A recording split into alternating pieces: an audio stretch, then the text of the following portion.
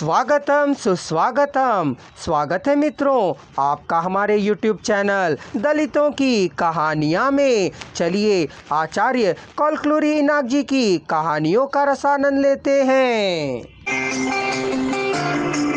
इन्हें व्यक्ति से प्यार नहीं है, भगवान से डर भी नहीं है, पैसा ही प्रधान है, पैसे से ही संबंध है। उन्हें क्या मरने को उकसाते हैं, इन्हें क्या जीने के लिए बड़ी बातें करते हैं। यदि ये लोग मनुष्य हैं तो इनसे कुछ कहा जा सकता है, टूट से क्या कह सकते हैं। कहावत है ना, आदमी के लिए एक बात कहना काफ़ी है और जानवर के लिए एक मार काफ़ी है। ये लोग ना तो मनुष्य हैं और ना जानवर ही हैं। इनसे बचना है, किस प्रकार बचना है, इसे सोचना होगा, भली भांति निर्णय लेना है।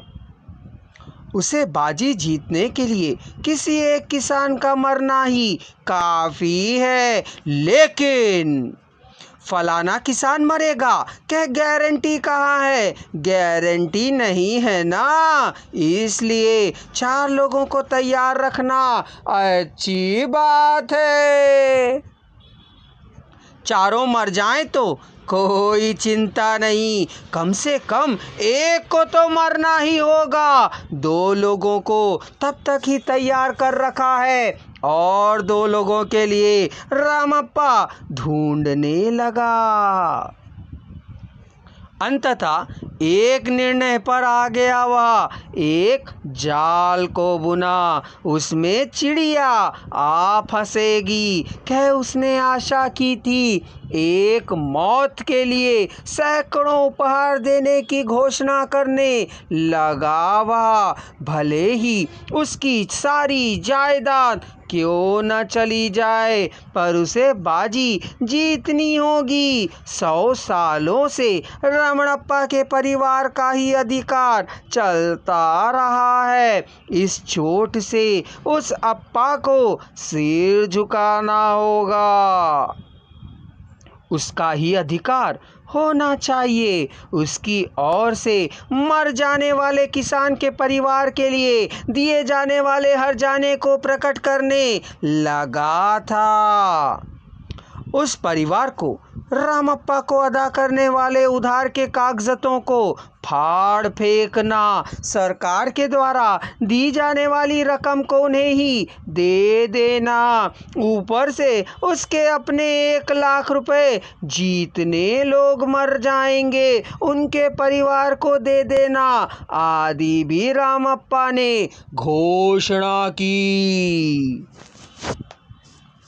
घर में रखे चारों कीटनाशक दवाइयों के डिब्बे उन 4 किसानों में बांट दिया गया। यदि कोई अत्यावश्यक परिस्थिति के आ खड़े होने पर तब जहर को प्राप्त करना कहीं कठिन ना हो, सोच 2 और डिब्बों को खरीद कर ला घर में रख लिया था उसने जिस 4 घरों को अपना निशाना साधा था, उनके घर जाकर पहल करके आ रहा था।